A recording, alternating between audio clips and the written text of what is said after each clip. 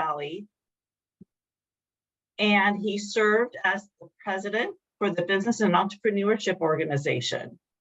And this ignited his drive to when he transferred, he moved from the community college to Cal State LA to further his interest in entrepreneurship. When he got to Cal State LA, he joined the club in entrepreneurship, and as the cliche goes, the rest is history. He had opportunities to join a pitch competition where he competed in 2016 for cash prizes. And he did really well. His team succeeded, won some prize money, and started a company that you're going to hear about a little bit this evening. It's a 5013C, which is a nonprofit. And he's going to talk a little bit about his knowledge of entrepreneurship, helping small businesses start and grow. And he's also joined by Alex Lamb. Alex also graduated from Cal State LA. He has a major in business administration with an option in entrepreneurship. And there's more. He has a minor in economics, and he graduated in 2017. He also joined a business club at Cal State LA. It was called Entrepreneurial Collegiate Consulting Organization. And he became involved in their pitch competition. Their pitch competition yielded them a cash prize. It was $25,000. And that's how they started the small business they're going to talk about this evening. As well, along the way, gained a lot of information and knowledge about starting small businesses, funding small businesses, and dealing with the hiccups that come with nurturing an idea to execution. So I think we're going to start with Alex. Alex, I'd like you to just dive right into it for us this evening. Hey everyone, thank you for the introduction. Appreciate that, Melissa. And we can just get started. Let me go ahead and share my screen.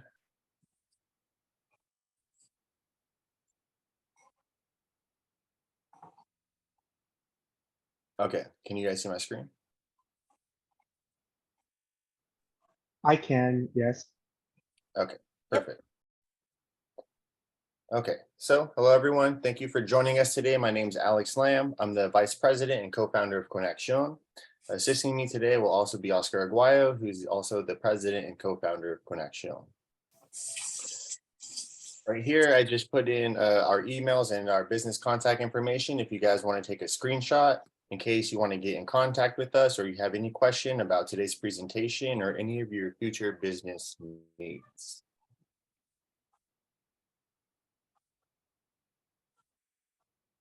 And so like they, in the introduction, they talked briefly about the Mayor's Cup. This is how we started. Conexion started 6 years ago through a business pitch competition hosted by Mayor Garcetti. So when Elaine, Oscar, and myself went to Cal State LA, we were undergrads competing against grad students from UCLA, USC, and Pepperdine. And we ended up winning $25,000 to start our business. And that's how Conexion was born. So we're a 501c3 nonprofit that's been focusing on technical assistance, access to capital, and mentorship for small businesses and entrepreneurs, primarily in South LA. The word conexión is actually a hybrid word that we created, which means connection and action, which is what we do for small business. Our mission is to simply support and create sustainable businesses. Now, for today's presentation, there's going to be a lot of content I'm going over today. So I will be going somewhat fast over all of this in the next 2 hours. So if you have any questions, please write them down and we'll answer as many of them as we can at the end or throughout the chat. Oscar and the other people supporting can also chime in as well.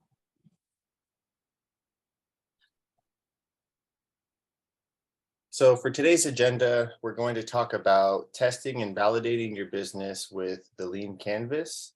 This is a tool that is very important because you want to make sure you're solving a big enough problem before you spend all your time, money, and resources into a business that won't work out in the long run. So we're going to go over what the Lean Canvas is exactly, how you fill one out for yourself, and then how you can actually use it to test and validate your business idea. Huh, that's weird.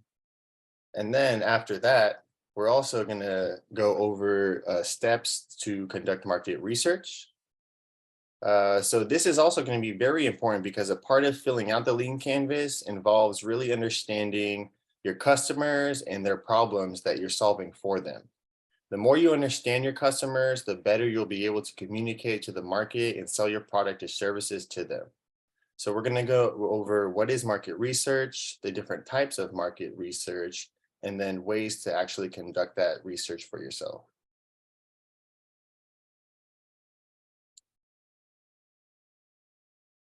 After that, we're going to go over the steps that you actually need to take in order to actually make your business legitimate. This is important because the last thing you want to do is start a business that will later be fined or suspended for operating illegally. They can essentially just take away all your money and your assets. So we're going to go over Conexion's 9-step process that involves everything from selecting and filing your business name to getting all your licenses and permits and everything that you need necessary to start your business.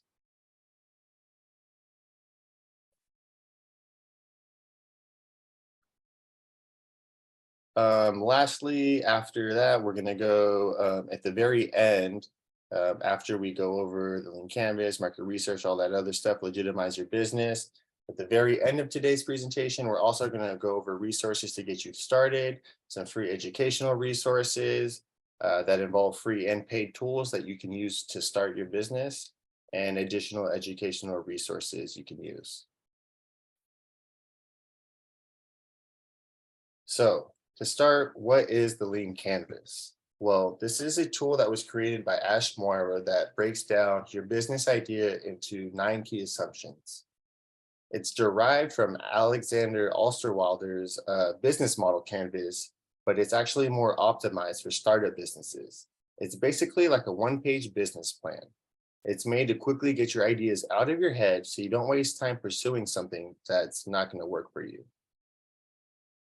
The template features 9 blocks to help you map out some key points that'll help turn your business idea into something much more concrete.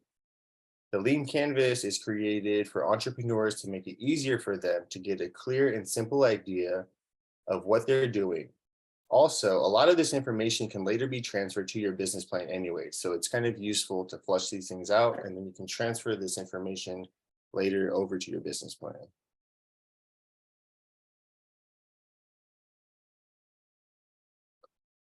So the first box is your customer profile. This talks specifically about exactly who your customer is. You can also develop an avatar for this. As you can see the picture to the right, that's kind of an example of what an avatar might look like. An avatar is basically a template that describes their age, their gender, job salary, favorite brands, their life goals, what are their buying concerns, basically all the details about this specific person that you're imagining to give you more insights about how they feel about certain products or certain brands. Your customer profile should also distinguish the difference between customers and users. Now, sometimes they can be the same person, but sometimes they're not. For instance, if you think about a video game, one of their target customers are children, but kids aren't actually just the users. The kids themselves are the users because they're the ones playing the games, but the parents are the ones that are the customers because they're actually paying for the game for their kids. Now, I know there's adults that buy their own games, but I'm just talking about this specific case where the kid is the user and the parent is the customer, because that is the specific person who's actually purchasing the product versus the person who's using it.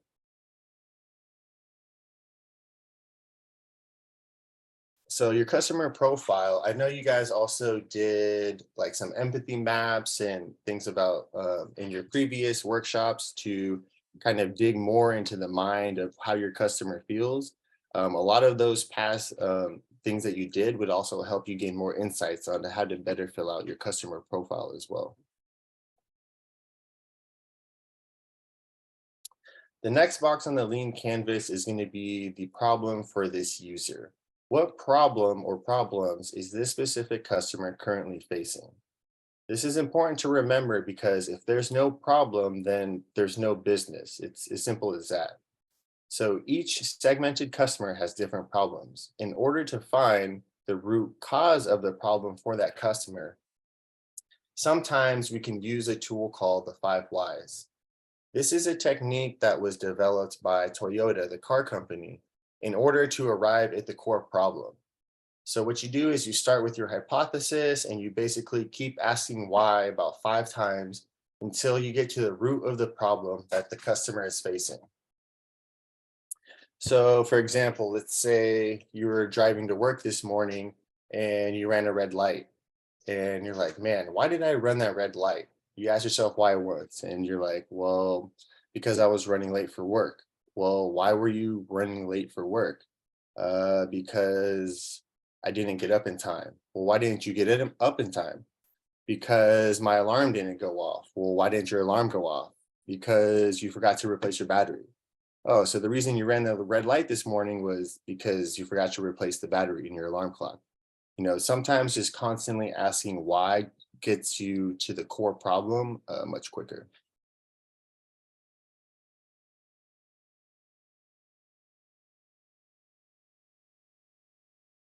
The next section of the lean canvas is your solution. This is going to be based on the problem at hand and what solution that you're creating to solve this problem.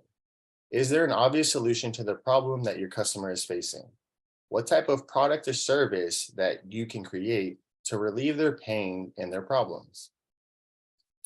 Sometimes it's not so obvious, so you can brainstorm at first to kind of find some ideas to solve your customer's problem is a great way to kind of start thinking about solutions. Or even doing some competitive research and seeing who's currently solving this problem in the market and how you can do it better, which we'll go over a bit with market research.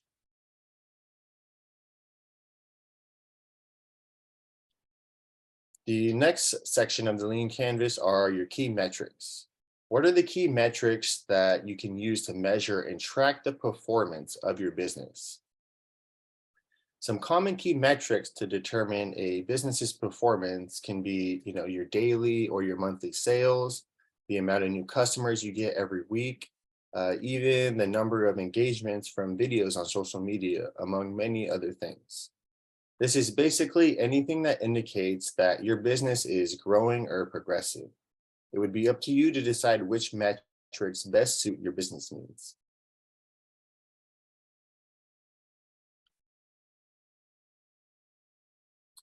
The fifth box would be your value propositions. Customer will choose your business over another because different value propositions that you might provide over your competitors. A value proposition creates value for a specific customer segment by catering to their unique needs. That's why it's also important to really understand your different customers or avatars, like we talked about earlier, so that you really understand the different value propositions that are catering to each one so you can market to them better. And there are many types of values, but it can mainly be broken into 2 categories. A qualitative value proposition, which focuses on the subjective and the qualitative aspects of a product or service, highlighting the intangible benefits it provides. On the other hand, you have quantitative value proposition, which emphasizes measurable and numerical benefits that can be quantified or expressed in specific metrics. So for example, a qualitative value proposition might be like, our skincare product uses natural organic ingredients that nourish and rejuvenate your skin, giving you a healthy and radiant glow. Well, you can't really measure radiant glow, so that's more of a qualitative, intangible benefit that you're providing or stating. A quantitative would be something like, our energy efficient light bulbs consume 50% less electricity, leading to cost savings in your monthly bill. That's something that's measurable that you can determine and see it's actually working and making your life more efficient. So a qualitative value proposition focuses on subjective benefits like quality, experience, or emotional appeal. In contrast, the quantitative value highlights measurable outcomes like cost savings, time efficiency, or increased performance. The sixth box on the lean canvas is your unfair advantage, which we typically save for the very end because it's a little bit harder to figure out at first. Although it's not easy to fill out at first, this will be the most important to differentiate yourself from other competitors. This section shows what advantage you specifically have or can create that someone else cannot just come in and copy or buy you out. This is something that can't be created or bought that's very unique to just your business. This can be a trademark that you might own, or even a unique set of people that you have on your team, or your network that's been built up through decades of networking. It's something that is very unique to your business. They're also known as sustainable and competitive advantages, things that are nearly impossible to copy.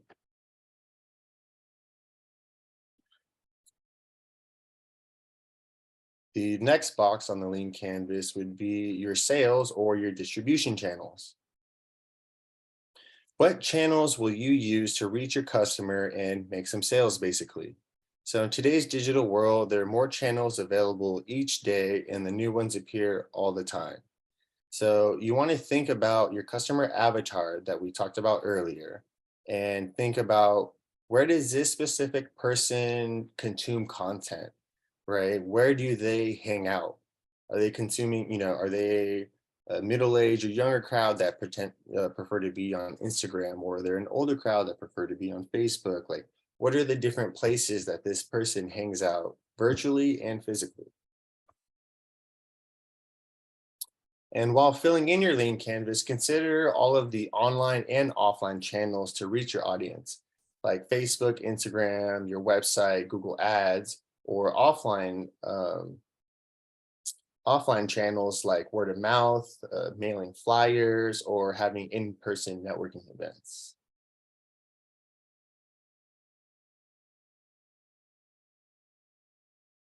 The second to last box that we're going to cover for the lean canvas is the cost structure. What goes into this box are all of the costs associated with actually doing business. This is a breakdown of all the costs to operate a business, whether it's a cost of producing your product, marketing costs, inventory, insurance, office space, website, basically anything that you need to create and sell your product or service and sustain your business. By understanding all of the costs, this is going to help you later create your financial projections, which is a very important but challenging part of your business. So setting yourself up by thinking through all of the business expenses will be very helpful later on when you do financial projections for your business plan.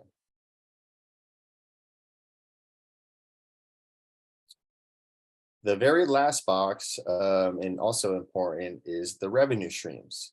These are going to be all the different potential ways you can upsell or make money. Because if you cannot monetize your solution, then it's not a viable business idea. Cash is the oxygen for every single business, so revenue is how you're going to generate it. Don't think about just selling your product or service, but how else can you make money? Diversifying your revenue streams is essential. So thinking about potentially, can you sell advertising space if you have enough, website traffic? Can you offer subscriptions? Can you offer commission to affiliates who want to sell your products for you through word of mouth? You just pay them a certain cut of the sales. All of these things are ways to help diversify and increase your revenue. Now, this document, I want you to know that once you create it, it's not set in stone. This is a tool that you use to continuously iterate and solidify your business idea with your team as your business grows and you become more knowledgeable. So you'll start out with a lot of assumptions at first, but as you do more research and you begin to test those hypotheses and assumptions, this document will continue to evolve with your knowledge. Which segues into our next topic, market research.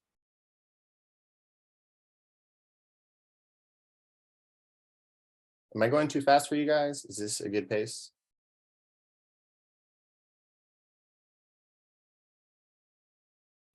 Let us know in the chat, guys. Thumbs up.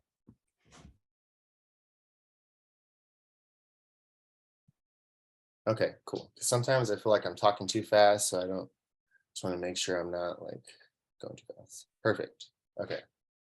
So in order to identify your customer segments, the problem you're facing, the problem that your customers are facing, and create a solution for that, you first need to do some market research, which is also sometimes called market analysis. So what is market analysis? According to Oxford Dictionary, the definition of market analysis is the activity of gathering information about conditions that affect a marketplace. This could be things like gathering relevant information about your customers and your competitors. These things include things such as, what is the total volume and value of the industry that you're currently in? Which means, what is the total size or volume of available humans that are willing to buy that are in your industry? Like, what is the total spending value occurring in that industry or projected to occur in that industry? What do the customer segments in your industry look like? What are the different types of customers that like to use this very specific product or service?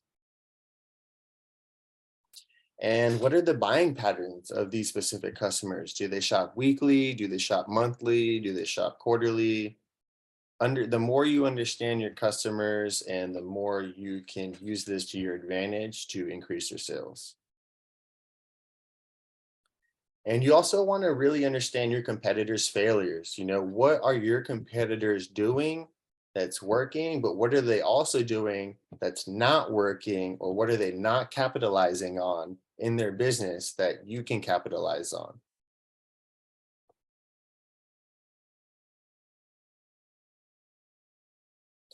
Now, earlier we stated that market analysis is the process of gathering information, but when it really comes down to market research, it can be broken up into two types of research to conduct market analysis. The first one is called primary research, which is data gathered by you and is collected for a specific purpose. This data can come out in the form of customer feedback by gathering data through interviews, focus groups, observing people, or even surveys. For interviews, you can interview individuals that are in your target market to get their feedback and perspective on your product or service. This can be costly though, because you typically need to provide some type of incentive to entice this person. That's why some businesses will use focus groups instead. This process is the same as pretty much an individual interview, but with a group of people. That way you can get more feedback simultaneously. And an even cheaper and less time-consuming method that can also be used would be a survey.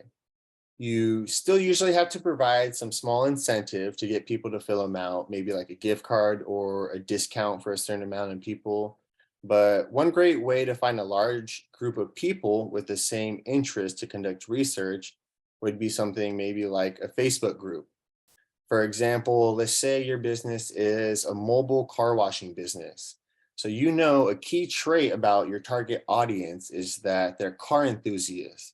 So maybe you go on Facebook groups and you find a local car enthusiast group and you can maybe incentivize them with a survey and some type of discount.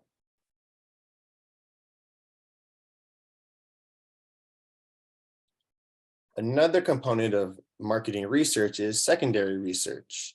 This is existing data that has already been researched, collected, analyzed, and published by someone else. Secondary data can be obtained much more quickly and at a lower cost compared to primary data.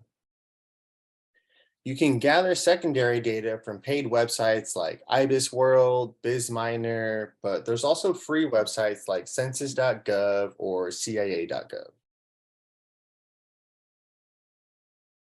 Although the paid ones can be expensive, if you're attending, let's say, community college, you still have, and you have access to a portal login. A lot of the times you have access to an informational database through your library, online library database that gives you access to database websites like BizMiner for free.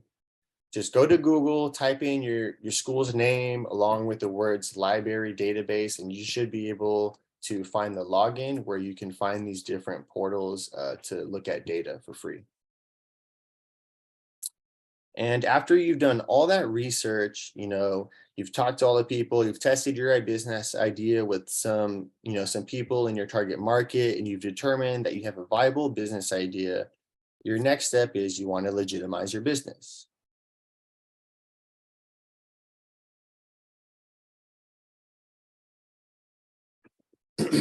In order to legally operate your business in your jurisdiction, you need to register your business with the correct government agencies. It's important to be legitimate because if you operate illegally, you'll not be able to qualify your business for business lines of credit, take advantage of grants, which is literally just free money, protect your assets that you own from people suing your business, or be able to pass down a wealth generating machine to your loved ones, if done right, of course. You also run the risk of losing everything you created if you get caught operating illegally. If you legitimize your hustle, you will eliminate the risk of being caught conducting illegal business that will result in fines and having all your money and assets taken away.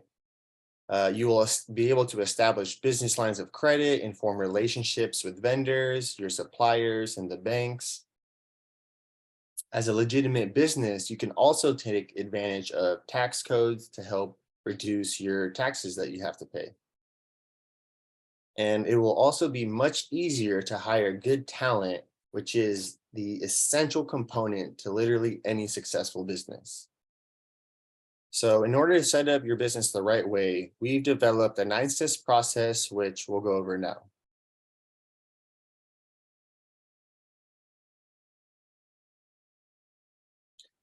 So the first step is to select a business name that's not currently taken by someone else. That means checking with the Secretary of State if you have a corporation, or if you just want to do a fictitious business name or DBA. You can file one with the county clerk's office online if you're doing a sole proprietorship. Make sure to consider a few business names just in case the one that your first choice is unavailable. Another tool, you can use namecheck.com for socials. This shows that if your website's already taken, or if there's other social media account handles that already exist with that business name. It's not always perfect, but it gives you a good idea of what's already out there with that name. The next thing to consider when starting a business is selecting the correct business structure. Whether it's a sole proprietorship, LLC, C corporation, S corporation. If you choose a corporation, you have to file your business entity with the Secretary of State in your headquarters state. However, if you decide to start as a sole proprietor, you can register at the county clerk's office like we just talked about. If you do decide to register with the state, you should consult with an attorney before making any final decisions, since each industry may have slightly different set of advantages. But if you do want to do your own research, you can quickly Google, SBA business structures, and it'll bring you this link where, you can see all the different business structures and kind of the pros and cons and different things that are associated with each business structure.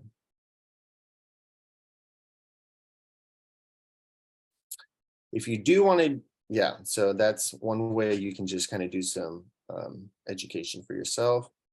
Or you can also check with a nonprofit, which I'll give you the link for them at the end of this. They're an organization called Start Small, Think Big, and they offer free legal services to help your small business owners consult with an attorney for free. The next step to legitimizing your business is establishing your employer identification number, which is also known as a business EIN. Your business EIN is a 9-digit federal government identification number that you'll use to identify your business for all future uses. You can get your business EIN by registering with the IRS at irs.gov. If you're a sole proprietor with no employees, you can basically just use your own social security number. But if you're a corporation or you do have employees, it's best to get an EIN because this acts as basically a social security number for your business.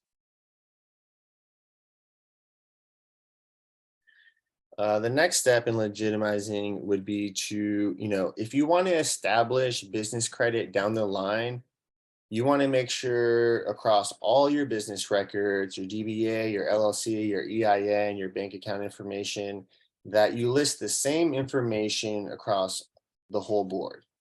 That means having a consistent business website and email. This will help you establish credibility with potential lenders when you're trying to get a loan or open up a line of credit. You want to make sure to not use a Gmail, but a business email with your name at yourwebsite.com. Lenders and potential customers will likely check your website, so make sure it's valid, it's operating, it looks clean, because this will help boost your business credibility instantly.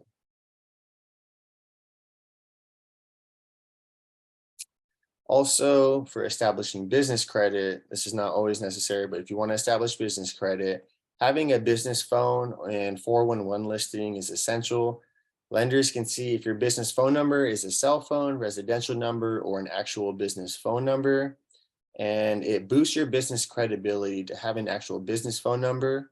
Also, depending on your business model, it may be appropriate to have a 1-800 number as well as a local business number if you plan on helping customers outside of your local state on a more international level. If not, don't worry about it. If you're not looking for business credit, you don't have the budget, don't worry about this. For the time being, you can always get a Google business number for free.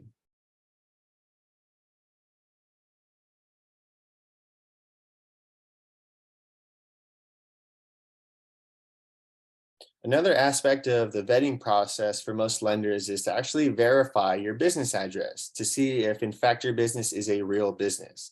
As you can imagine, the more professional and legitimate your business is or appears to be, the better. Many lenders prefer a business that has an actual physical business address or location.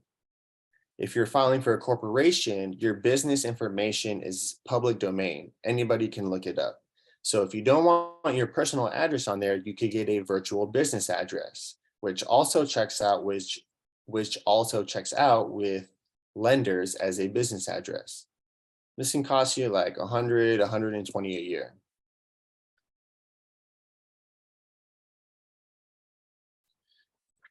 Another important and crucial step to legitimizing your business is to get your actual business bank account. This will help you separate your finances, making your accounting much easier and cheaper for yourself in the future. Hiring an accountant to dig through your personal and business expenses will be very expensive when doing your taxes. So opening a business bank account also helps you establish a relationship with your local bank if you have an account there.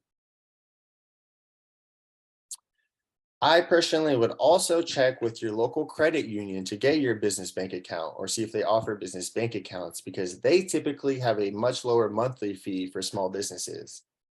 Larger banks like Chase will typically charge anywhere from like $15 to $25 a month, unless you meet their waiver requirements, which requires having like thousands of dollars in there at any given time.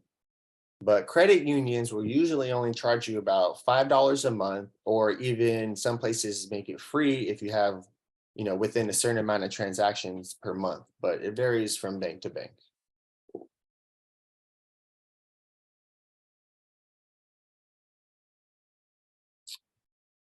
Next, you want to apply for all of the necessary city business licenses, state permits based on your industry.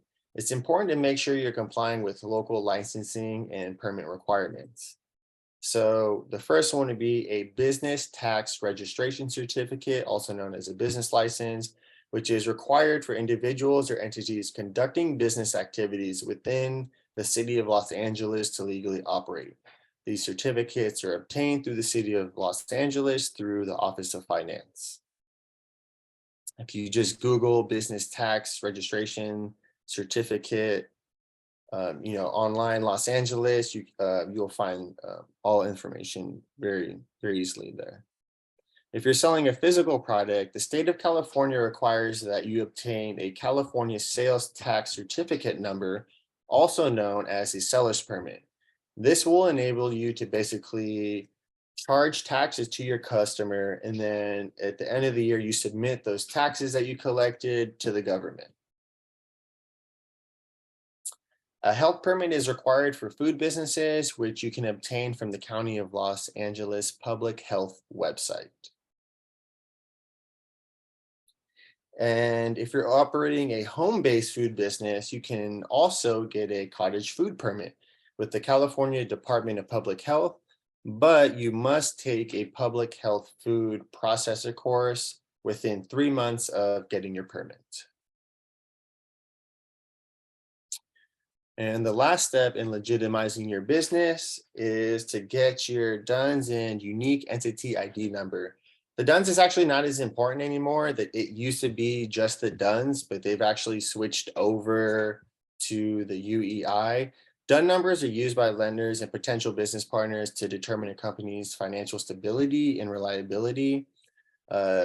Businesses are assigned these 9-digit identification numbers through Dun & Bradstreet. You can get it by going to dnb.com, but that's not really the standard anymore. They've switched over to this new number, which is called UEI. So federal agencies will use the unique entity ID number in sam.gov to identify your business for federal contracts. So if you're trying to get a contract or do business with the government, you must register your company and obtain a unique entity ID number in order to do so. And you can just go to sam.gov to get this number.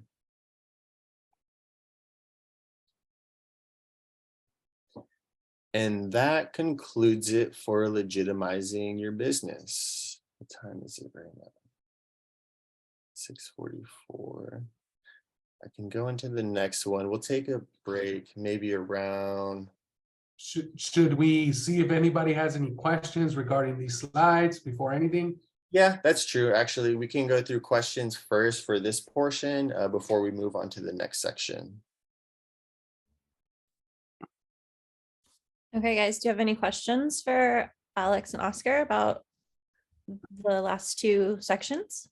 Yeah, anything that has to do with your lean canvas, with your business, what stage are you in, anywhere that you feel that you need some help. We're here to answer any of your questions, and to support you.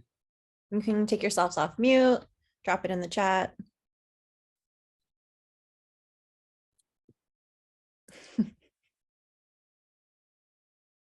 No, they covered everything.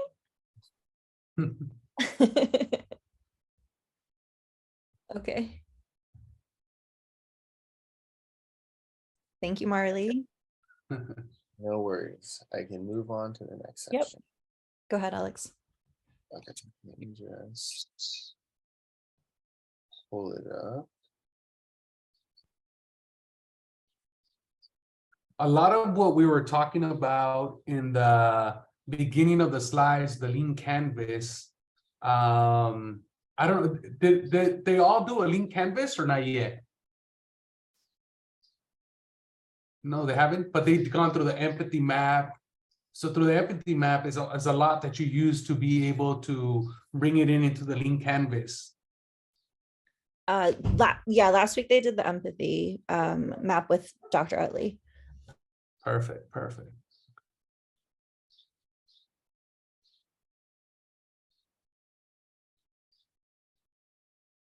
So Dennis does have a question in the.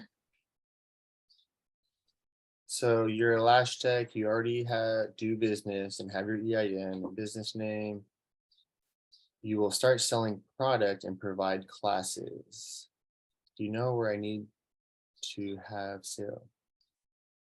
I'm sorry, is it Dennis or Denise? I think I've been pronouncing that wrong. I'm sorry. So when you say where you have to go, what you need to have sale items, are you talking about the products or like what type of licenses and permits you might need in order to be able to sell? Sorry, I just had to find a more quiet place. Yeah, so I plan to start selling products, right?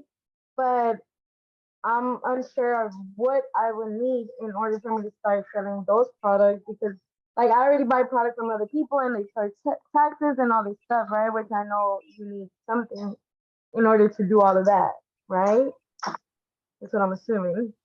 Yeah, so you definitely would still need a seller's permit so that the taxes you are collecting from the products you're selling, at the end of the year, you report it to the FTB. It's like a state agency that they collect the taxes that from all the items that you sold throughout the year. And it Okay, looks from, and go ahead. I'm sorry. And another thing, like I took my class from another last chick, right? And she basically gave me my certification. What do I need to do in order to be able to provide those certified to my students once they start taking classes with me? I want to have that set up before I even offer the classes. So this certification from her, is she like a licensed person to be able to give out certifications for this? Yeah, she actually owns a shop and everything. She has like her own business.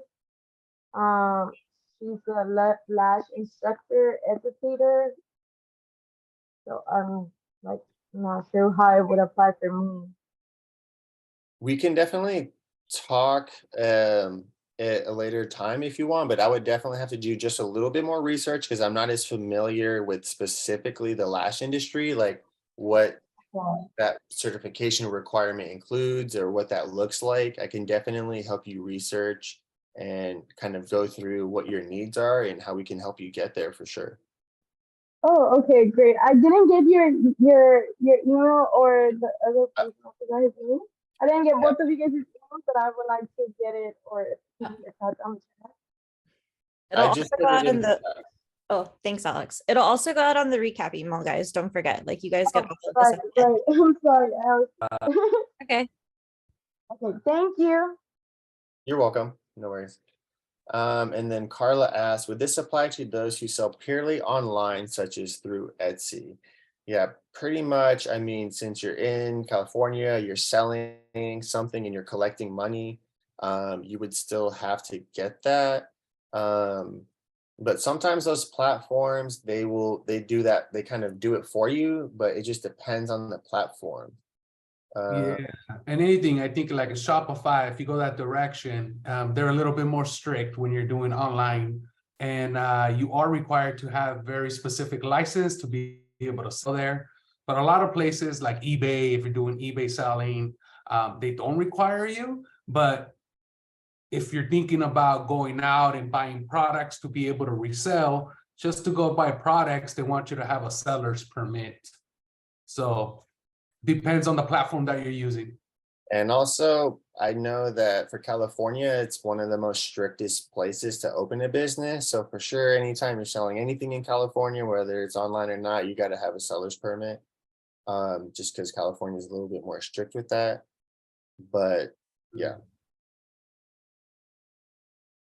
If you don't have a product, you do not need a seller's permit. This is only specifically if you're selling a physical product. If you're providing a service, this doesn't apply.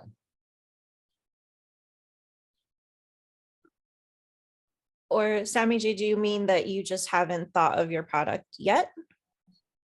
Well, to elaborate, I have an idea of what the product would be, but since I don't know how to make the product or even physically have one to like showcase, Mhm. would we get those permits ahead of time? Yeah, I would definitely say no.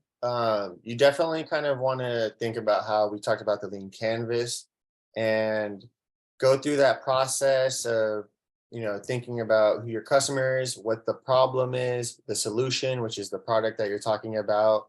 And then, test it first a little bit before you invest a lot of time, money into like building something out that might not work for you, right? You kind of want to use the lean canvas to flush out your product ideas first, and then kind of use that to continue to test, maybe make a prototype for your customers and kind of test and iterate your prototype.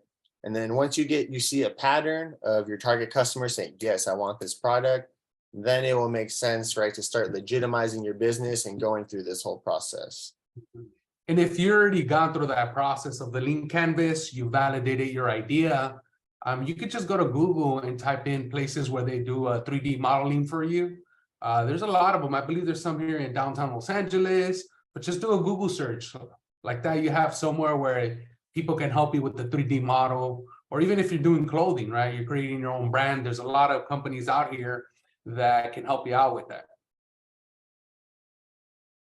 And Thank then, you so much. yeah, of course. And then there's another question. We don't go over patents. That's kind of more of like a lawyer specific question.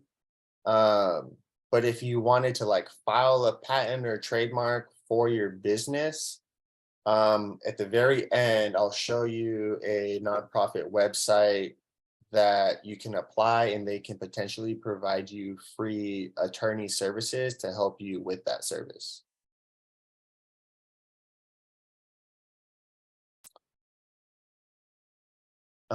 Next question. I have a name in mind for my business, but I don't want to start my business yet. Can I still legitimize the business name? Yes, you can definitely secure your business name first. If you know this is something that you want to do and you're passionate about it and you're really, sold on the business name, you've talked about it even with a couple of people and they like it too, and it makes sense with the brand, you can definitely lock in the business name ahead of time. And Just know that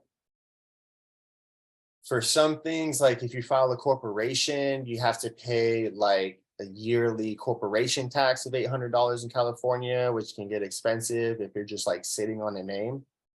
So just keep certain things like that into consideration. And I would add that when we work with businesses or when somebody comes to us to help them file for their business, the corporation, one of our processes, making sure that they do the name search. They give me at least 3 names on the list, because a lot of times is we have that name that we're sticking to. This is what we want to call our business. But when we do that research, like Alex showed earlier, your name might be taken, right? So that's why we have to search at the Secretary of State. We have to check with the clerk's office. We got to make sure we're going online and checking that there's no domain already for it. So you want to be consistent with that name. So having at least 3 names for you to be able to do your research can be very helpful, and it won't be too disappointing if your name is taken, the very first one. Yeah, and there's tools out there. You can type in Shopify business name generator, and they have like a free, you can kind of enter in, some business names you might think about or something that might make sense for you, and it kind of will spit out a bunch of different ones, and you can at least use that to brainstorm, possibly what are potential other business name generators or potential business names that you might want to use or that you can kind of play off of as well. But like I said, legitimizing your business, you definitely want to wait till you're ready till the end. You don't want to jump sometimes. You just don't want to sit on this too long if you're paying all these fees and things like that for your corporation. But you definitely don't want to skip this, because you can end up like Oscar back in the day. He tried to be a clothing brand, and he made some Yasiel Puig, some t-shirts, and he thought, you want to tell your story? Yeah, sure. It would relate to what you were saying about getting fined. So again, I was at a community college at Mission College with the Entrepreneurship Club, and one of the key programs that we're developing is like, all right, cool, we're gonna teach you guys how to go hustle. We're gonna go and sell something, right? So we had a t-shirt maker. We went to downtown, we found a supplier, we had a designer, they designed the logo, Jasso Puig, which he was from the Dodgers. And we said, you know what? We're gonna go to Dodger Stadium and we're gonna go sell these shirts. All right. So we go to Dodger Stadium with my friend and my younger brothers as well. And we see crowds selling t-shirts. So as we're selling t-shirts, you know, people are like, oh, I love that shirt. Oh, $10, $20, right? And we're happy. And I don't know where some car just came up to us and said, hey, how much you selling these shirts for? Oh, $10 and $20. We have different ones. Okay, I'll be back. I'll be right back. So as I continue to sell t-shirts and we're like so exciting, it was so exciting and we're recording it so we can take it back to the school and show them, this is the way we got to do stuff, right? Well, after my last sale, that same car came up and they came out with their badges. It was the police, right? And they came out and said, hold up. So what happened is that they gave me a citations for not having the business licenses that I was supposed to. I didn't have no permit to sell there. And it's Dodger Stadium. So they sell a lot of the clothing and things like that. They don't want nobody to be selling clothes out there, right? So they took all my things. They took my money. They took all my shirts that I was selling, and I got a citation. I did go to court. They didn't really do anything, but as long as I didn't pick up none of my gear or requested the money, I was gonna be okay. So I got lucky because I was explaining to the judge what we're doing as students at a community college. So they let me slide on that one. But that was also a big learning lesson that I was able to take back to school and say, well, we did things wrong. It was a great learning experience. So I always talk about that, right? Just to make sure that we're getting the licenses that we need. We're getting the permits that we need wherever we're gonna sell at. So yeah, just a quick story. Get your license, get your permits.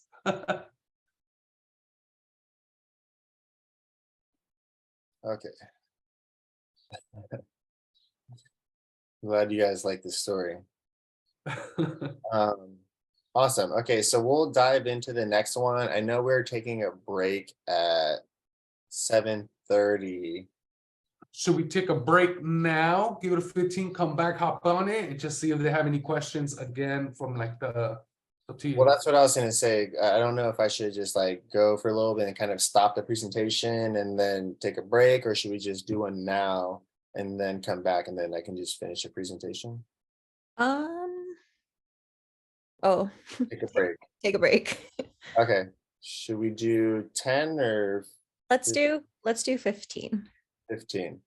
'Cause Okay. it'll just be the only break. So 15. Yeah, I could grab a quick bite when it hurt. Okay, perfect. So 7:15, we will reconvene at 7:15. Perfect. See you guys at 7:15. Come back with questions, thoughts. I'll put some music on. Yeah, we have another good presentation that's going to be very helpful that wraps a lot of what we're talking about at the beginning. Okay, see you in a bit.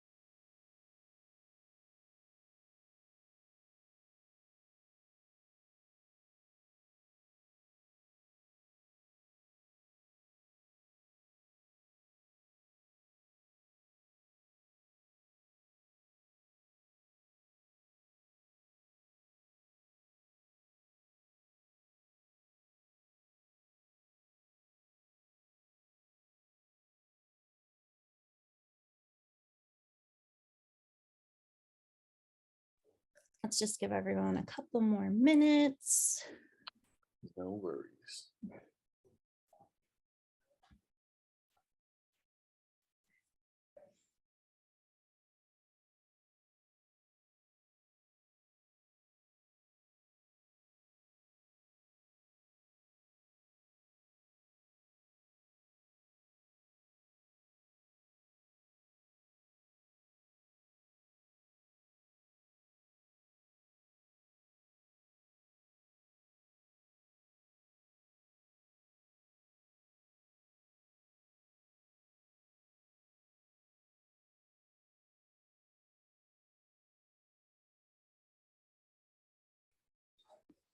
Okay, guys, welcome back. I hope you enjoyed your break. I hope you were able to get a snack, stretch.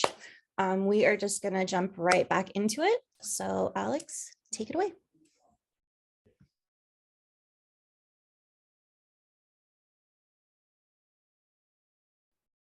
Okay, let me share my screen.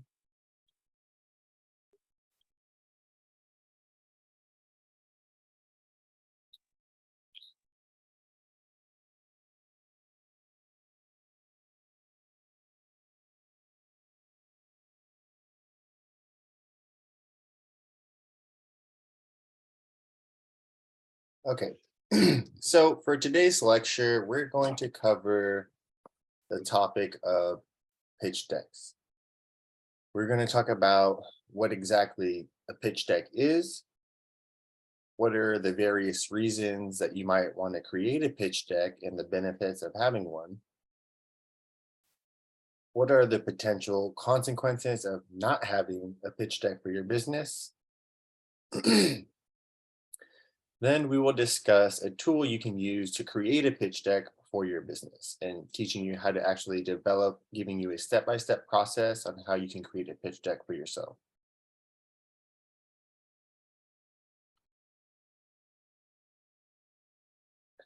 Now, in order to do this, you need to have the ability to tell a story that makes someone say, yes, I want to invest in your business. You know, who do I write a check to? Where can I write a check to? You want to get people very excited about this opportunity to invest in your business. And depending on the amount of time that you spend allocated to researching, practicing, and delivering your pitch, you know, your people's responses are going to vary. In some cases, you might be given 20 minutes at an event. In others, you might be given 1 minute because you just happen to be riding in an elevator and you met someone who might be interested in your business idea. So the time allocation to be able to pitch your story varies. Whatever time that you are given to present, it's your job to clearly communicate why an audience should care about what you're doing. Whether it's 1 minute or 20 minutes, you have to be able to effectively communicate this.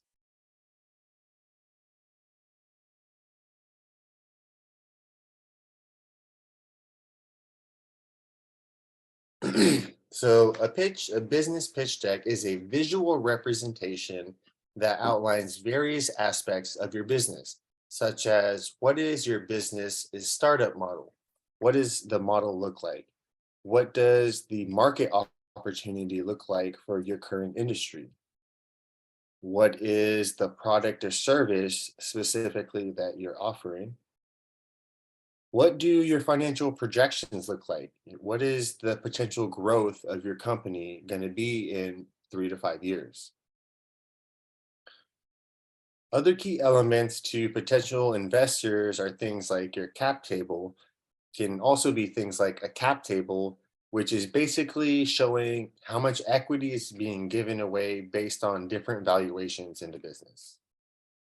It's an essential tool for startups seeking funding from investors because having a pitch deck communicates your startup's vision, the strategy, and your potential for growth. The goal is to tell people who you are, what you're doing, and why it matters.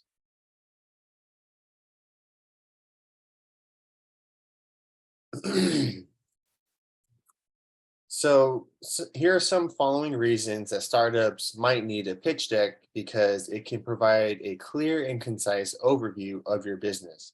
For example, a pitch deck is an excellent way to present your business model, your product or service offering, or the market opportunity in a very clear and concise manner. This helps potential investors quickly understand what your startup does and how it plans to achieve those specific goals. A well-crafted pitch can also demonstrate your startup's potential for growth by outlining its target market, the competitive advantage you might have over others, and your financial projections outlining what your potential sales revenue or gross sales might be. This can help investors assess the startup's potential for success and determine whether it's a viable investment opportunity. A pitch deck can highlight your team as well as their expertise and their experience in this industry that you're pursuing. This can also help investors evaluate the startup's ability and to actually execute your plan to achieve its goals.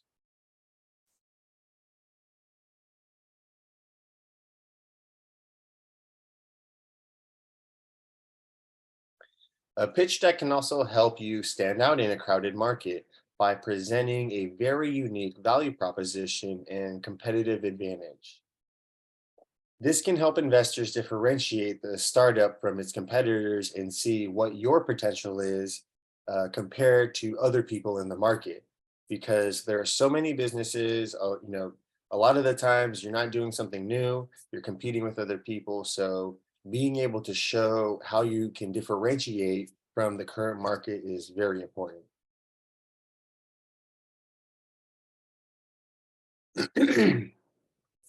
A pitch deck can also facilitate clear communication and feedback between a startup and its potential investors.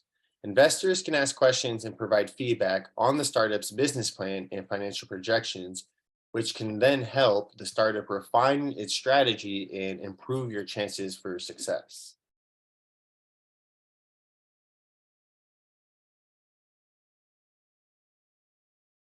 Sorry.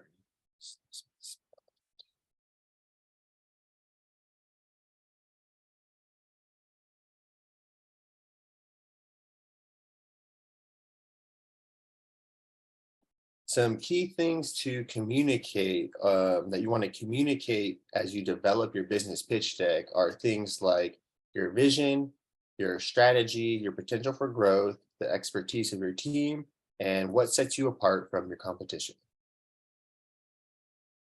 Now, when it comes to pitch decks, like we talked about earlier, there's different types of pitch deck. The first one is going to be a 1-minute pitch. For this, you just got to know, what is the problem, what the problem is exactly, and how are you solving this exact problem or service in that industry. Think of it as the essence of exactly why you exist. Having a clear and concise explanation of your product or service is critical to projecting confidence. The second type of pitch is a 5-minute pitch, which includes the problem you're solving, what your competitive advantage is in the industry, why is your team the best to solve this problem, and what separates you from the competition.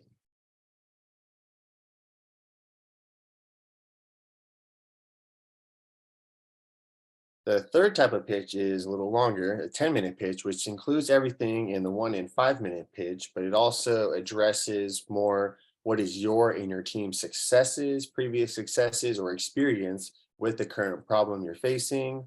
It could talk about what is your plan for customer acquisition, meaning how will you reach and convert your customers. It could also include what does your business model look like? In other words, what are the different ways you're going to be able to make money? What do your 3 to 5 year projections look like? What are your funding needs, which means basically exactly how much money do you need and what exactly are you going to spend this money on? And what is your exit strategy?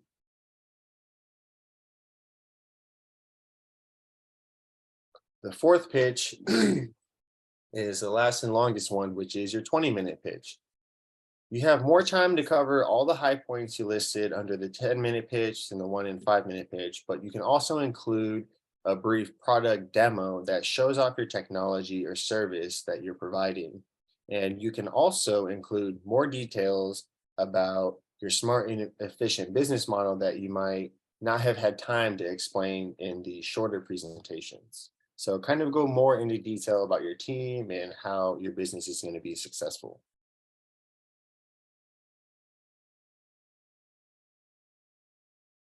This is very beneficial for your business to have a pitch deck because you'll be able to, it's going to force you to basically clearly articulate your business idea on how you're going to make money.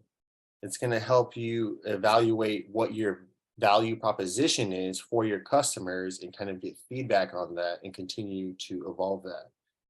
And it will also show how clear and concise is your story that can be easily understood by whether it's an investor, a customer, or potential business partners of talent that you want to bring on the team. A pitch deck can also attract investors, and it can demonstrate that you have thoroughly thought through all the key aspects of your business, such as what is the problem you're solving, your target market, and your revenue model.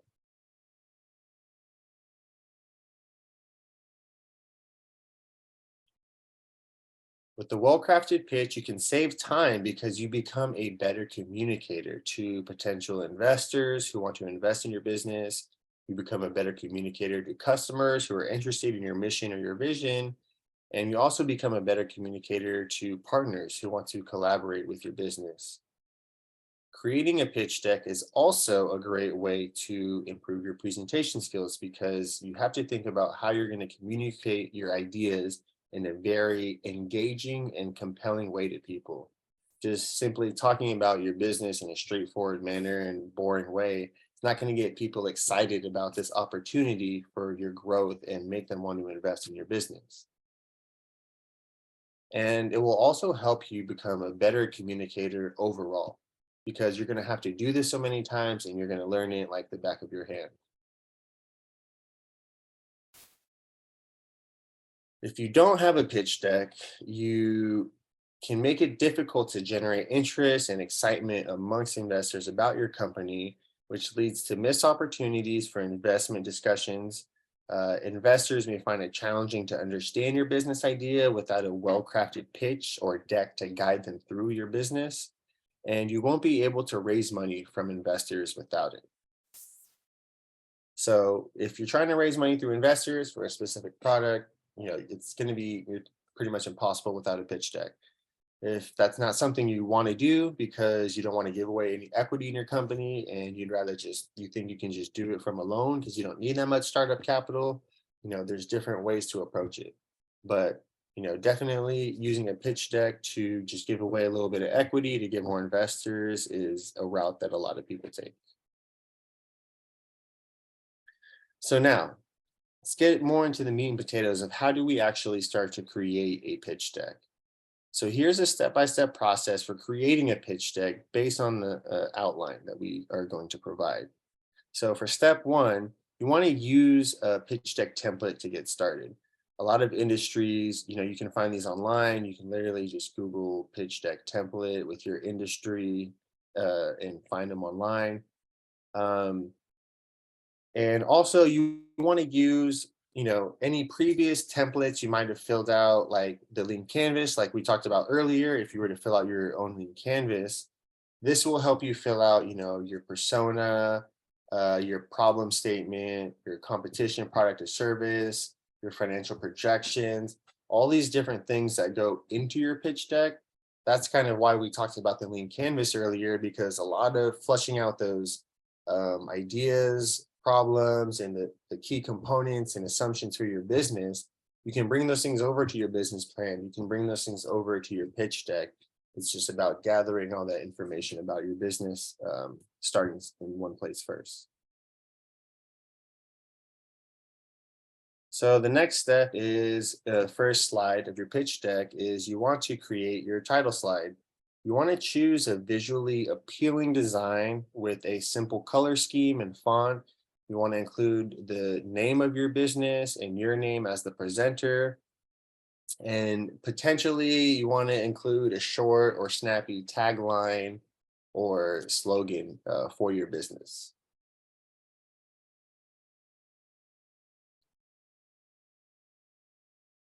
Then you want to introduce yourself. Keep it very brief. Focus on your relevant experience and how that's going to help you excel in this specific industry that you're pursuing. You want to highlight your skills, your expertise, or your background that gives you the authority to speak on this business idea, right? If you're starting a restaurant or something, and you have no restaurant experience, it's kind of hard for people to trust you're going to open a good restaurant if you don't have any of that experience yourself. So even if you do want to start a restaurant and you don't have the experience, at least find a key business partner in the business who has that experience, who can bring that background to the table to give you authority to be able to help you execute your business idea.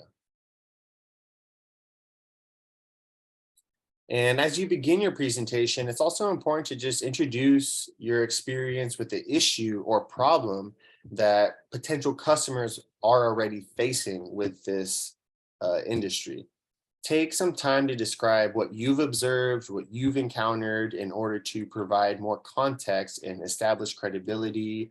And people, if you state a very common problem to your investors that they can relate to, it's going to increase your credibility.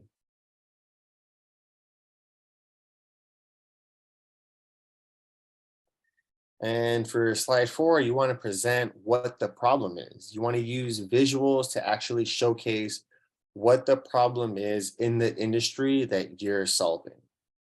It's usually much easier to do this, to use a story or an example to put your investors inside of your customer's shoes. So for instance, when we did our pitch competition for the Mayor's Cup, we used a story about Oscar's sister, Chrisma, who actually owns a small business, and we talked about all the problems that small businesses, that specific person, that persona was facing, and how we were going to solve those problems.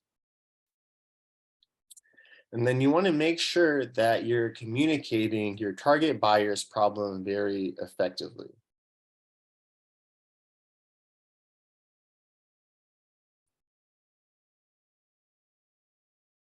Step 5 is the solution, which is presenting your solution in a clear and concise way of how you're solving that problem.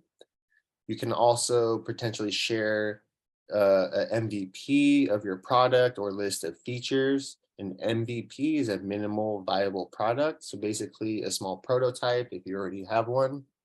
And you can also, list the features of the product that you might have and how it's going to benefit this specific person and customer and solve their problems.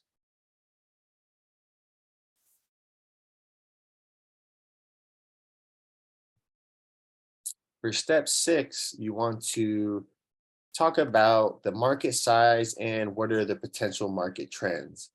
You want to use numbers or some type of visual data to demonstrate the market size and potential opportunity.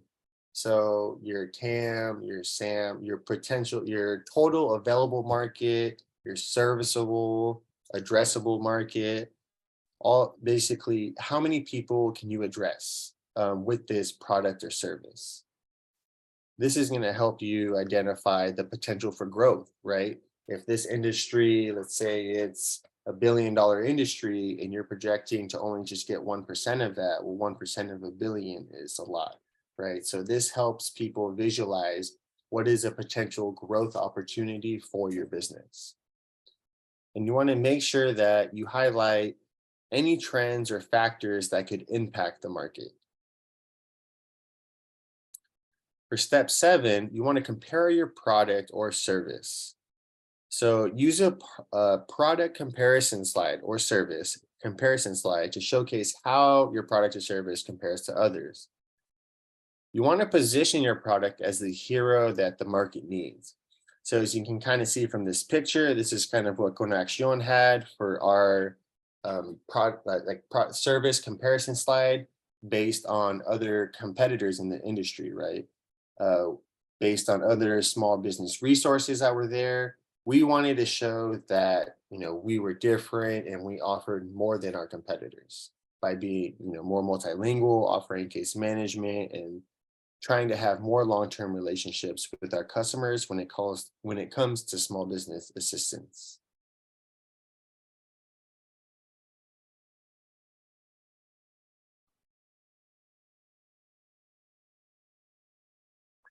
For step 8, you want to share testimonials, use customers' testimonials to add social proof and build trust with your customers or your potential investors. If you don't have any testimonials, you can always showcase customer reviews that highlight the problem that your product is solving. So if you're solving a specific problem and a lot of people are complaining about this specific problem, grab a bunch of screenshots of all the people complaining about it to showcase to your investors that this is a real problem that people are complaining about that you're going to solve.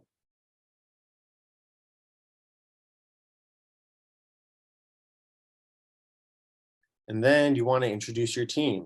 Use a slide to introduce your team members, their roles, and you definitely want to make sure to highlight their relevant experience, skills, and accomplishments.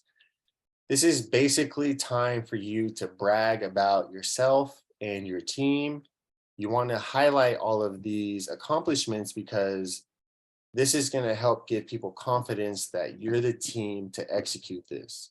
A lot of the times when you're doing financial projections as a startup and all these other things, they are projections, right? They're assumptions.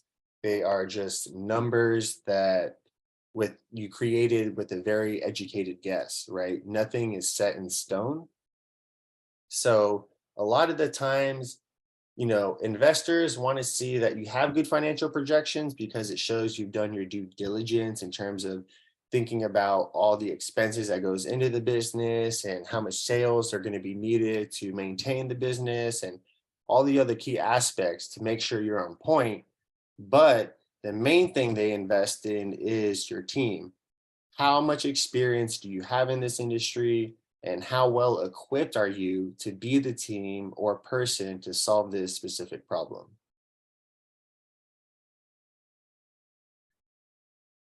Another great thing to show is if you have any traction.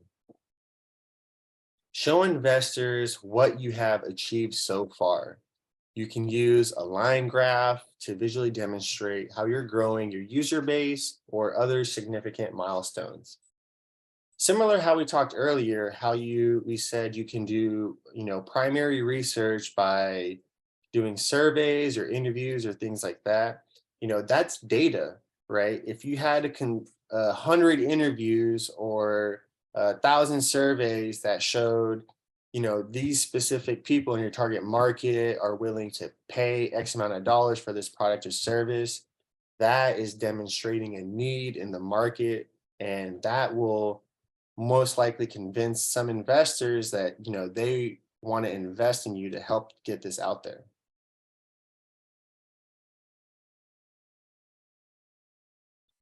For step 11, you want to present your financial projections. So share your financial projections in the form of a table or data visualization. You don't want to show people your pro forma, which is like your nitty gritty numbers with like all the details. You kind of just want to show a broad graph for the next maybe 3 to 5 years with maybe another slide with some key numbers like your revenue, gross margin, things like that. For your people who are very, very serious about investing, they're ready to sign some paperwork, take it to the next level. That's when you can show them your pro forma and start getting more into the nitty gritty of how you came up with those exact numbers.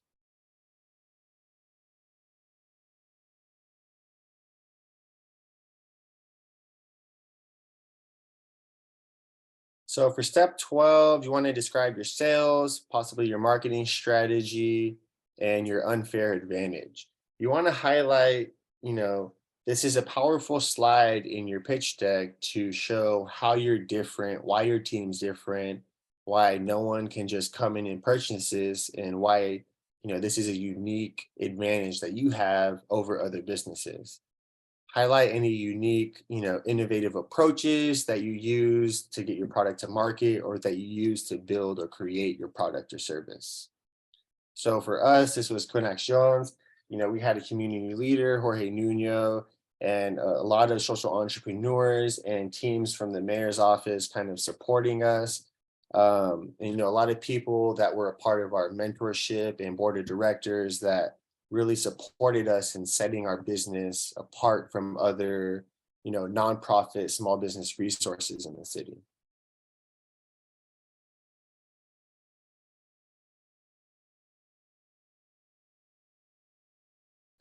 And last of all, to end your pitch deck, you want to end with a call to action. So you want to use the final slide to make a clear and compelling ask to your investors. This is how much I'm looking for, I'm trying to raise X amount of money to do X, Y, and Z. You want to be clear about your ask, what you're using this money for, and you want to provide your contact information so that interested parties can reach out to you. You can always start with like a soft commitment. It's like a non-binding agreement, but a simple one-page, information to collect from people just to get the interest, to see how much people are willing to invest in your business just to start with. And, that's a good way to collect information as well.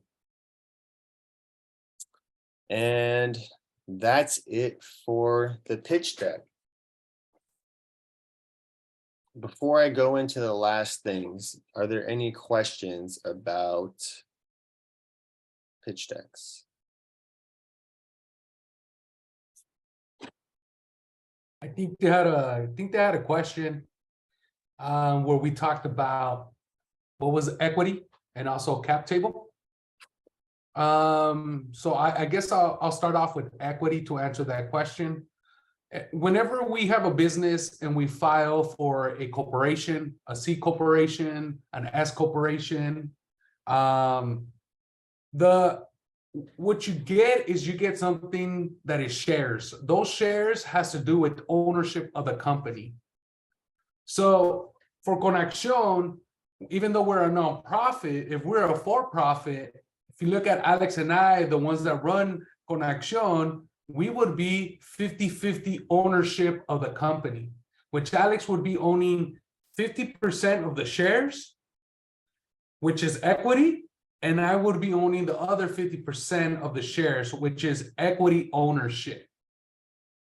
So as we go through the pitch deck, it's very important because at one stage, if any of you decide to go out and start a tech company, right? Or maybe a restaurant and you want to create a franchise, you're going to have some type of a corporation, okay?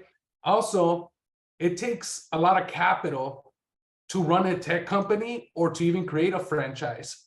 So if you're a corporation, you're able to raise capital by offering shares, giving other people ownership for them, giving them ownership, and in return, you will get money to be able to continue your operation.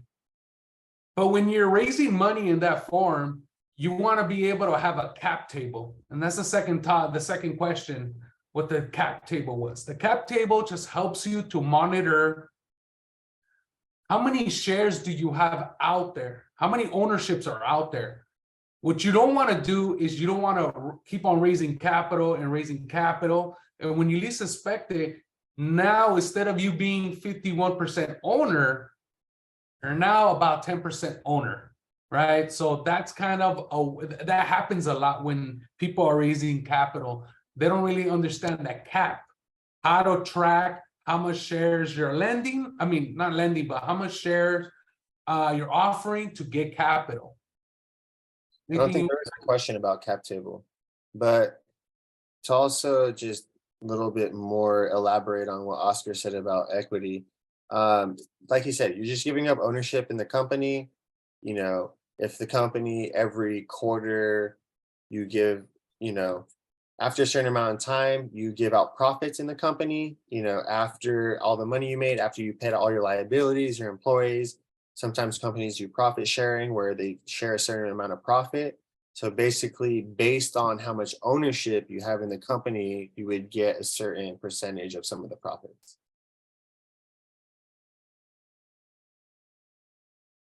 Any other questions? I hope we answered that question. Thanks, guys. Sammy J, did that answer that question for you? Yes, it did. Thank you.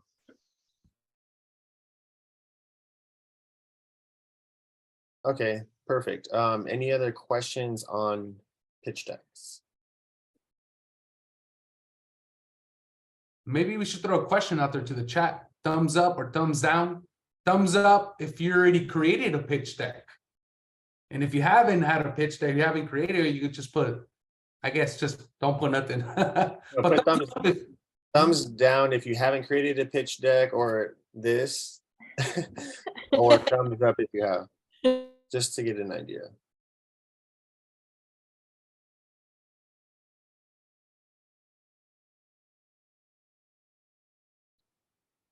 Okay. Nice. And similar to like the lean canvas, a pitch deck is an evolving, document that you're constantly going to iterate and continue to improve based on the feedback of your investors and your potential customers. Mhm. And I just want to recommend this to any of you who want more experience being able to pitch to investors, joining a team, thinking about what skills do you have, how you can plug into a specific team. There's if you go online, you can search startup competitions. Startup weekend, that's the one, or there's hackathons, right? Those are great opportunities for you to attend, even if you don't have an idea, but if you have some specific skills, management skills, coding skills, design skills, or even pitching, right? Talking, these are great places where you can go attend an event and be able to join a team, right? It's I believe it's a 3-day thing. And at the end of the week, which is a Sunday afternoon, your team that you join, you pitch your idea, just like we showed the pitch deck here. I really recommend that to anybody who's really going into entrepreneurship, wants to tap into the tech sector, or just try to own a big business, right? Because there's a lot of things that you can learn from there. Developing a pitch deck, learning how to team up with people. You learn soft skills. You apply your hard skills, and you get to meet new people, and you never know where these relationships can go. Yeah, it's a really great experience. Oscar and I did one in Orange County once. It's called Startup Weekends. It's like a 72-hour, pretty much have 72 hours to come up with a solid business plan and pitch deck and pitch to people to, win money for your business idea. So even if you don't win, it's still fun to just do and get experience and meet people and learn and get feedback on your business idea. Yeah. But I can definitely, we're pretty much done. I just have few slides left that I want to share some resources, additional resources for you guys that you can use. So if you guys are just looking for just free, business information in general, there's free educational resources. You can check out the Los Angeles Law Library. They have a bunch of free webinars. You could go to PCC-SBDC.org. There's Small Business Development Center webinars that are also free as well. That's a great resource if you just want to get more educated on specific things. And then the nonprofit I mentioned earlier was called Start Small, Think Big. They're a nonprofit that offers free legal services to small businesses. And then we do have like another template. If you guys want to download, you can go to bit.ly/CXN and then resource. I have a template kind of with a lot of just like different resources for your businesses.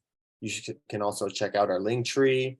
It's linktr.ee/conexion_inc. And this is just kind of, I can kind of paste this into the chat. But this is just like an article for other pretty cool, useful tools. I'll paste this in the chat. They're just like tools for your business that you can just kind of check out. With AI going on and all the cool tools with AI and everything, you definitely got to stay on top of these things and, you know, see what's out there and see how these things can help grow and expand your business without using a lot of resources, you know, and try to be as lean as possible, because oftentimes in the beginning, you know, we don't have a whole lot of resources. So, you know, being as lean as possible is very important. Let me see. Oh yeah. And then, yeah, if you go to our link tree, we have that free small business resource template, competitive research template, you know, free financial projections template. Just some things you can use. There's a link to the Los Angeles Law Library webinars, things like that. We also have, I'm going to the next.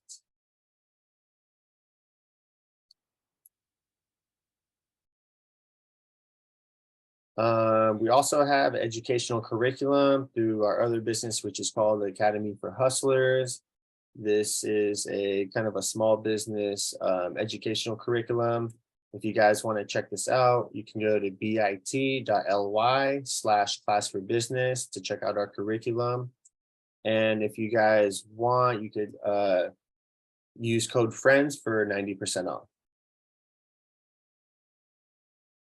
I can paste that in the chat too.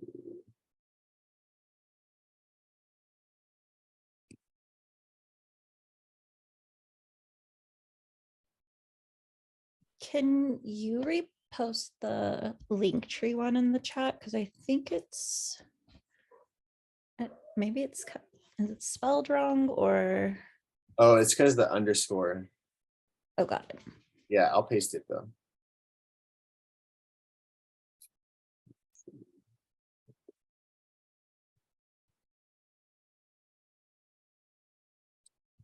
So yeah, the link tree is a good one because it has a lot of free resources in there for you guys that we kind of just have for you. And that pretty much concludes it. Pretty much the final thought for the pitch deck is to remember to keep your pitch deck concise, focus with a visually appealing design that highlights the most important information about your business idea.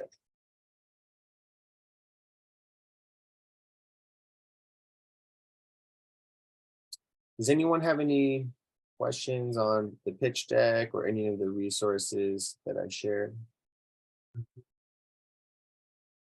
If you don't today, you have our contact information where you can reach out. Just, you know, in regards, if you're trying to flush out an idea, if you're trying to get other resources, don't hesitate to reach out. We're here to support you.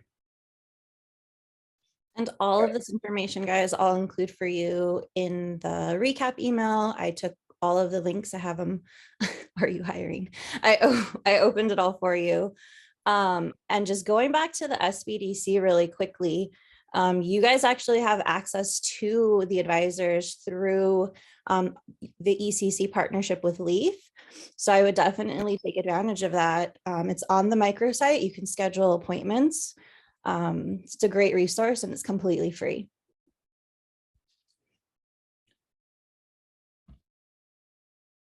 Any questions for Alex or Oscar? No? It always takes a couple minutes, I think. Yeah.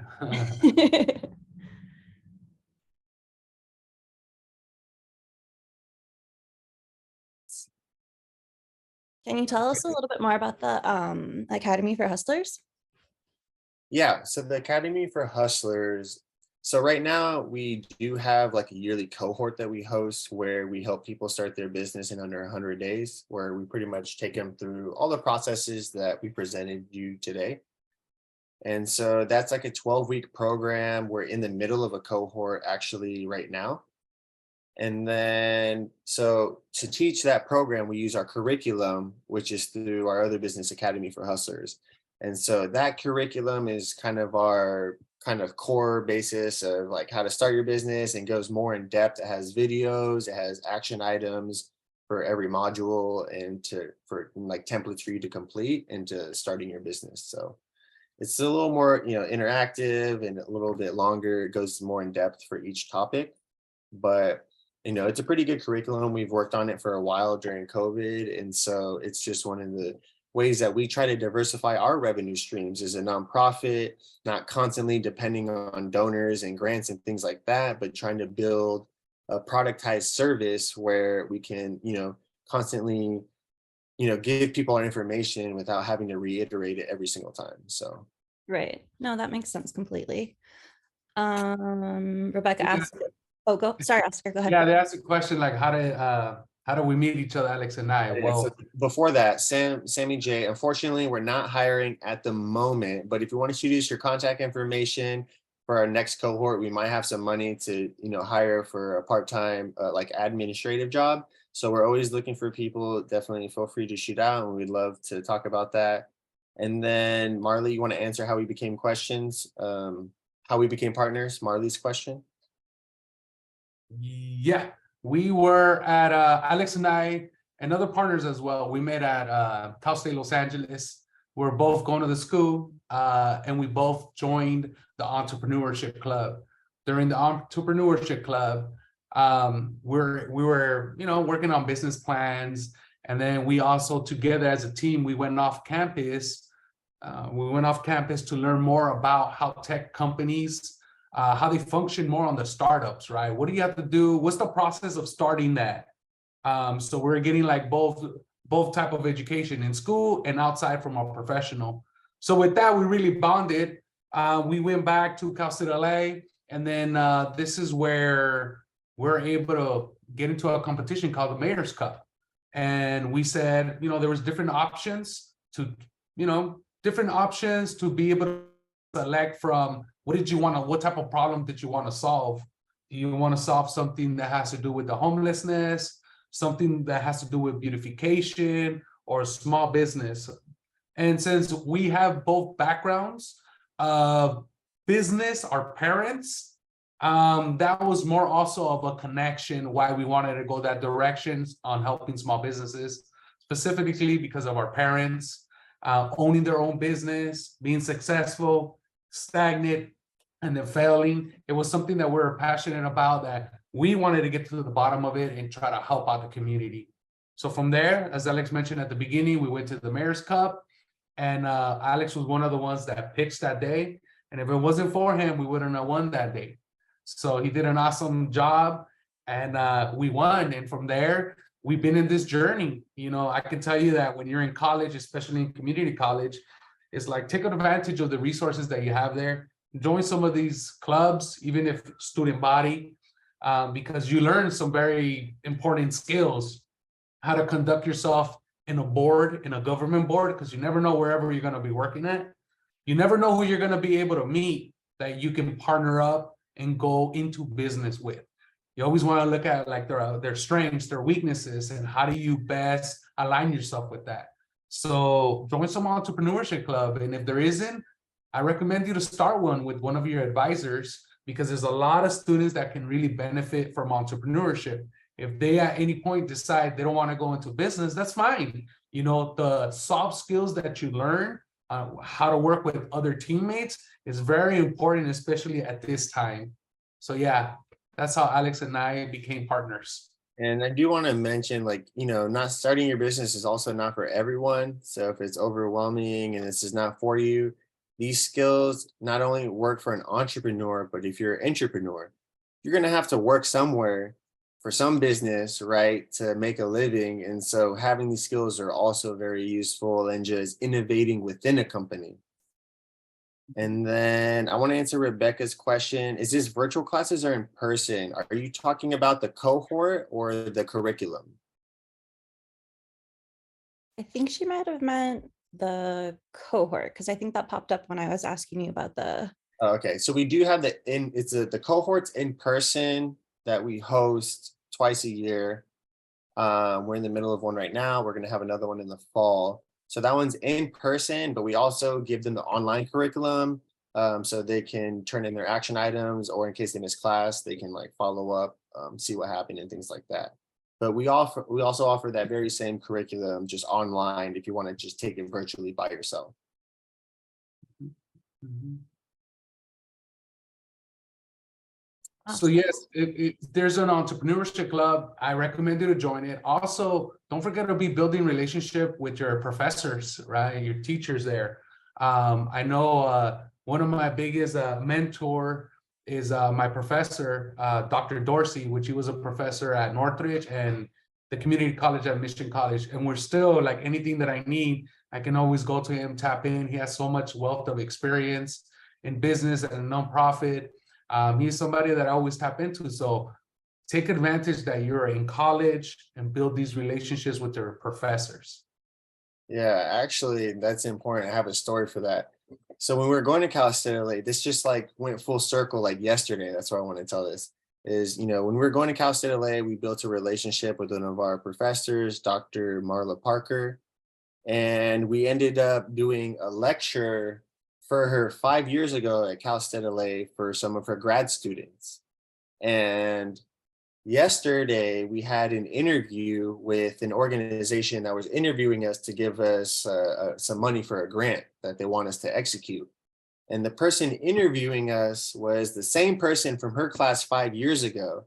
And she remembered me and she was like, at the time you gave a lecture about the importance of small business and this, and I thought it was dumb because it wasn't applying to my major. But now 5 years later, here she is working with me on delivering resources for small businesses in the community. So, you just got to connect with as many professors and humans and people who are trying to do good things, because, eventually all those opportunities and resources will come full circle. Yeah. Definitely. I think that's awesome. I think that's the beauty of entrepreneurship too, right? You can start as a major, graduating with one thing and end up doing something completely different. 100%. It's exciting. It's exciting to be going there. But like Alex mentioned earlier, it's not for everybody. But let me tell you, you can learn some very valuable skills. And wherever you decide to go work, whether it's government, whether it's for a small business or big corporate, having those soft skills is really going to get you to different levels in that organization.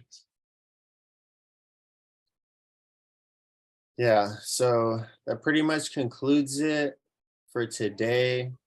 I'll share my contact information and Oscar's one more time. If you guys just want to take a quick screenshot, if you need to reach out, anything like that, feel free to email, reach out to us, and we'll be more than happy to answer any of your questions. Thank you so much, guys. I appreciate it. Thank you for taking the time. I'll let you guys go. We have a couple of housekeeping things to do. We have to do Delta Plus and stuff. Oh yeah, I can stay for that. That's not a problem. Okay, cool. Yeah. So everyone remember Delta Plus from last week. So I'm just going to drop the link in the chat, and then I'll put some music on, and you guys can go ahead and share what you liked and what you would like to change. Give me 1 second. Oh, my computer is going slow today.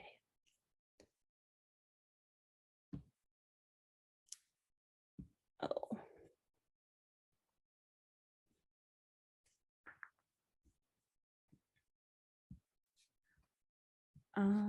Also, if you guys have questions while we're doing this, feel free to drop them in the chat. Take yourselves off mute. Comments. Rebecca said she loves story time. If you guys want to share anything else, Oscar and Alex, while I'm trying to get my computer to cooperate with me today. Yeah, that's one of the things, honestly, with like networking with other entrepreneurs is like, you know, having a mentor is so key in business because that's pretty much like the cheat code, right? Because they've already had the experience, they've had all the failures. And so when you're explaining them, you know, a situation, what do I do? How do I move through this? They're going to give you the cheat code. Oh, don't go, instead of going to that source, like go this way. You know, they're going to point you in the direction that's going to be the most efficient through their experience and through all their stories of, you know, being a business owner. Yeah, definitely well said. And also just remember, you never know who you're meeting. You never know like who you're talking to or who you're gonna like be in the room with 5 years later, like yesterday, right? Mhm. Okay, so Delta Plus link is in the chat. The plus, remember, is what you liked about today's session, what worked well, what you found useful, helpful, insightful. And the delta is what you did not like about the training session, what you would like to change, or what you would like to see or learn more of. So we'll just take a couple minutes. Let me know if you can't open it, and we can do what we did last week, and you guys can just DM me in the chat. Feel free to be brutally honest. You will not hurt my feelings. This is the only way we get better. I was definitely letting them know, like, we take our like feedback like really seriously, and we always pivot. Mhm. Delta Plus is one of our favorite things.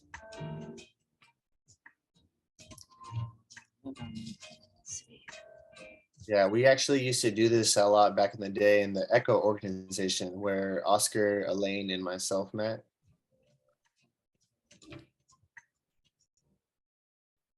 Oh, so is that where, because I'm a facilitator in Leaf with Elaine. So is that where it like, Yeah, came so from, when or- Oscar was talking about we went outside of school, we paid a couple of grand to attend this like startup kind of cohort boot camp.